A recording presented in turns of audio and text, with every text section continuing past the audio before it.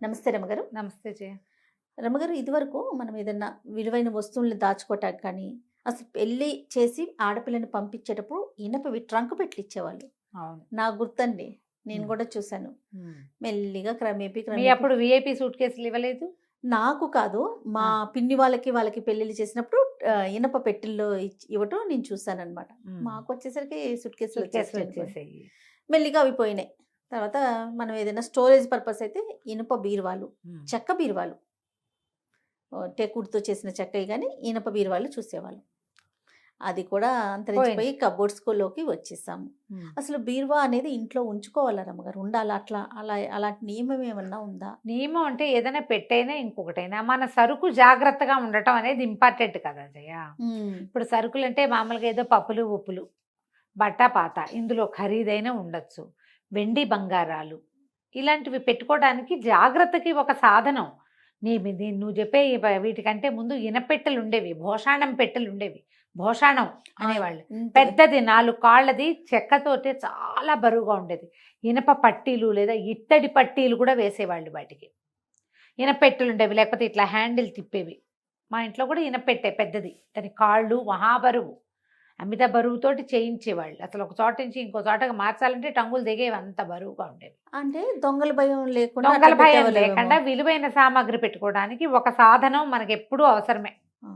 చిన్నిళ్ళైనా పెద్దిళ్ళైనా ఎవరి శక్తికి మించింది కదా, ఎంత సరిపోయేటట్టు. అంతే. ఏమంటారు, ఎంత చెట్టుకి అంత అంత గాలి. గాలి. అందుకని ఈ సాధనం ఎప్పుడూ ఉంది మనకి. పూర్వకాలం రాజుల దాంట్లో కూడా అప్పుడు ఏం చేసేవాళ్ళు, ఖజానాలు ఉండేవి, ఆ! అందులో చాలా పకడ్బందీగా పెట్టేవాళ్ళు. అవును. రెగ్యులర్ వస్తు సామాగ్రి బంగారాలు అవి పెట్టుకోవడానికి ఇనపెట్టెలు ఉండేవి, లేకపోతే భోషాణాలు ఉండేవి, చెక్క పెట్టెలే. హ్మ్. హ్మ్. తర్వాత క్రమంగా ట్రంకు పెట్టెల్లోకి మారినాయి అవి. హ్మ్. ట్రంకు పెట్టెలు సూట్ కేసుల్లోకి మారినాయి. ట్రంకు పెట్టెలు భోషాణాలకి మధ్యలో ఏమొచ్చినాయి, ఇనప బీరువాలు వచ్చినాయి.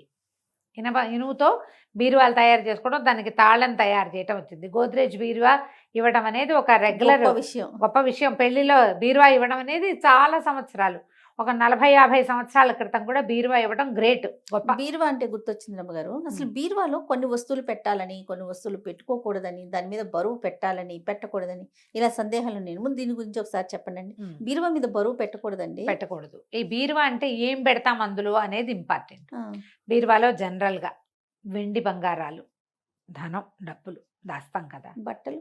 బట్టలు కూడా విలువైన పెట్టుకుంటాం. పట్టు వస్త్రాలు రోజువారీ తీయం కదా దాన్ని. అవునవును. అవును. అందుకని అవన్నీ పెట్టుకుంటాం. అంటే మన సంపాదన, మన ఇంటి లక్ష్మి, మన యొక్క విలువ, మన జీవితం తాలూకు విలువని మనం ఒక దాంట్లో పెట్టినప్పుడు దాని మీద బరువు పెట్టద్దు. ఓహ్! దాని మీద చెత్త సామాన్లు పెట్టకండి. ఇంట్లో ఎక్స్ట్రా అయిన అట్టపెట్టెలన్నీ బీరువాల మీద పెట్టే అలవాటు ఉంటే అది మంచిది కాదు.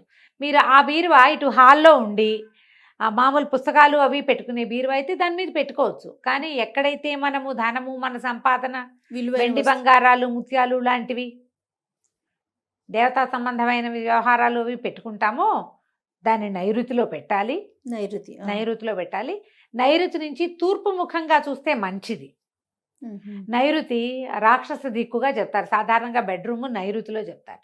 అందులో మూలకి, అది తూర్పు ముఖంగా చూస్తే మంచిది. హుహు. అక్కడ పెట్టుకోవాలి బీరువా. అందులో మీరు ఇలాంటి సామాన్లు అవి పెట్టుకోవచ్చు. పెట్టకూడనివి ఏమన్నా ఉంటాయా? పెట్టకూడదు, పెట్టచ్చు, చెప్పాలి కొన్ని ప్రత్యేకంగా. ఆగిపోయినా, పాడైపోయినా, పనికిరాని వాచీలు లాంటివి పెట్టద్దు. హుహు.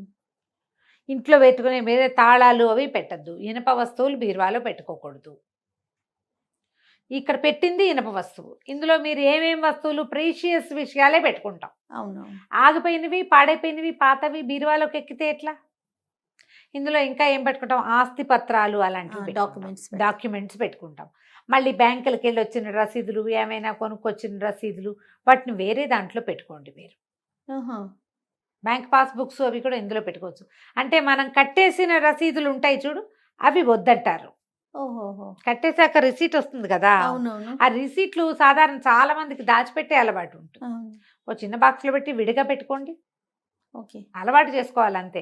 అక్కడి నుంచి ఒక వాచి కొనుక్కున్నాం, పాతపడింది, పాడైతోంది, లేదా పని చేయట్లేదు, ఆగిపోయింది, దాన్ని బీరువాలు పెట్టి కొత్త వాచి కొంటారు. ఆ పని చేయబోకండి, బీరువాల్లో పెట్టద్దు. లాకర్స్ ఉంటాయి కొంతమందికి బ్యాంకులు, లాకర్ కీస్ బీరువాల్లో ఉంచుకోవచ్చు. ఎందుకంటే అక్కడ ఉన్నది కూడా విలువైందే కాబట్టి. ఓహో! ఈ ఇంట్లో మిగిలిన ఇతరత్ర తాళాలు కానీ అవి పెట్టద్దు. ప్లాస్టిక్ సామాన్లు, విలువ తక్కువ వస్తువుల్ని అందులో చేర్చబోకండి. ఆలోచించండి, చిన్న లాజిక్. అంతే అంతే. మీరు దేన్ని లక్ష్మీదేవి స్వరూపంగా భావిస్తున్నారో అక్కడ మంచివి పెట్టాలి. ఉమ్. ఇదే పాయింట్. మనం దేవుడి మందిరంలో జాగ్రత్తగా పెట్టుకోమా, అంతేనా? అంతే. అయితే పీరియడ్స్ అప్పుడు కూడా బీరువాని అంటుకోకూడదని అంటుంటారు కదండి. అంటే అంటే ఎవరిళ్లలో అలవాట్లు లేజయ్య, వాళ్ళ ఆ. అలవాటుని బట్టి. ఇప్పుడు దేవాలయాలకి వాటికి వీటికి గుళ్ళకి గోపురాలకి కట్టుకెళ్తాము, చీరలు బట్టలు ఉంటాయి, బంగారు వస్తువులు, దేవుడికి పెట్టుకునే వస్తువులు ఉంటే మనమే పెట్టుకునే బంగారం ఉంటుంది. ముట్టుకోకుండా ఉండాలి అని భావించే వాళ్ళు ముట్టుకోవద్దు. ఆ ఫీలింగ్ని బట్టి. మీ అలవాటుని బట్టి. మీ ఇంట్లో అంత అన్నీ నార్మల్గా ముట్టేసుకుని మీకు ఏ శంకలు భయాలు ఓసిడీలు లేకపోతే మీ ఇష్టం. ఉమ్. మీకు ఏమాత్రం అనుమానం ఉన్నా పీరియడ్స్ని ఇంట్లో కలపకూడదు కానీ కొంత కలపాల్సి వస్తుంది అని భావిస్తారు చూడండి, ఉమ్, ఉమ్. వాళ్ళు ముట్టుకోవద్దు బీరువా. ఓకే. బీరువాలు తీకండి. 2 ఏంటమ్మా మ్యాటర్ ఆఫ్ 3 days. అంతే కదా. ఆ 3 రోజులు అంత కొంప మునిగిపోయే పని ఏమొస్తుంది? సాంబ్రాణి వేసినప్పుడు కూడా కొంతమంది బీరువాకి సాంబ్రాణి ఇస్తూ ఉంటారు రమ్య గారు. వేస్తారు. నేను కూడా వేస్తాను జయ, ఓకే. నేను కూడా వేస్తాను. నేను నాకు కూడా కూడా అలవాటు ఉంది. నేను కూడా వేస్తాను రమ్య ఆ, గారు. అంటే సాంబ్రాణి పొగ కనుక ఇల్లంతా ఊరికే చూపిస్తే చూపిస్తాం అట్లా. బీరువా తెరుస్తాను నేను. ఆ. మన అలవాటు ఉంటే లోపల ఉన్న చేసుకోవచ్చు. లాకర్కి అట్లా. ఏమైనా ఇప్పుడు వెండి బంగారాలే అంతకంటే ఏముంటాయి, రమ్య గారు, దేవుడి ప్రతిమలు పెట్టుకోవచ్చా? వెండివి లోపల పెట్టుకోవచ్చు. దానికి మనం దేవుడు అంటే డబ్బులు పెట్టే దానికి చిన్న బిళ్ళ లక్ష్మీ లాంటివి బిళ్ళ పెట్టుకుంటాం లాంటిది కదా. పెట్టుకోవచ్చు, ఆ, పెట్టుకోవచ్చు. ఓకే. ప్రతిమలు పెట్టుకోవచ్చు. పాత పెన్నులు అలాంటివి పాతవి పెట్టకండి, పెట్టొద్దంటారు. పాతవి పెట్టద్దు. ఓకే. ఇప్పుడు బీరువాలు పోయినాయి రమ్మగారు. బీరువాల పైన అందరి ఇళ్లలో షెల్ఫ్లు వచ్చినాయి, Cupboards, ఏమంటారు వాటిని, shelves. కబోర్డ్స్ వచ్చేసినాయి. అవును, ఆ అవును. కబోర్డ్లో 2-3 లాకర్లు పెట్టుకుంటారు. ఉమ్, ఉమ్. ఇప్పుడు దీనికి ఈ బీరువాకి చెప్పిన నియమం దీనికి చెప్పలేకపోతాం మనము. అది ఇది నైరుతిలోనే ఉండాలన్న నియమం కూడా లేదు. మొత్తం వాళ్ళంతా పెట్టి వాళ్ళ గోడంతా పెడతాము, ఉమ్. గోడంతా పెడతాము. అవును, ఏదైనా క్లీన్ గా ఉంచుకోవాలనేది సాధారణ నియమం. అంతే. చెత్తలు చేర్చకండి. ఉమ్. మీరు ఎక్కడైతే వెండి బంగారం లాంటివి ఖరీదైనవి పెట్టుకుంటారో అక్కడ మీ సాధారణమైన వస్తువుల్ని దాంతో పాటు ఉంచబోకండి. ఓకే. అంతే. ఇంకా సాధారణ నియమాలు. సాధారణ నియమం అది మన విజ్ఞతని బట్టే కదా జయ. ఇప్పుడు మీరు అన్నట్లుగా బీరువా అంటే ప్రత్యేకమైన నియమాలు పాటించగలుగుతాం. స్నానం చేసినప్పుడే పట్టుకోవటం, లేకపోతే మీరు అన్నట్టు పీరియడ్స్ టైంలో మన ఇంట్లో పరిస్థితిని బట్టి అంటుకోకపోవటం చేస్తాం. కబోర్డ్స్ వచ్చేసరికి అంతా కలిపే ఉంటున్నాయి కదా కలిపే రమ్య గారు.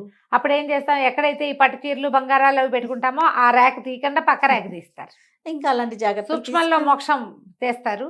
అమ్మ అవన్నీ కూడా దేన్ని సిద్ధాంతీకరించలేము ఈ రోజున, అసలు కాదు. అది మీ సొంత అవగాహన, మీ ఐడియాలజీ, మీరు భయపడకుండా ఉండటం, ఈ 3 పాయింట్లు. ఈ 3 పాయింట్ల మీద మీరు ఏదైనా చేసుకోండి. అంతే. మన పరిస్థితులను బట్టి ఆధారపడి ఉంటుంది. అంతే. రైట్ రమ్య గారు. నమస్తే. నమస్తే జయ.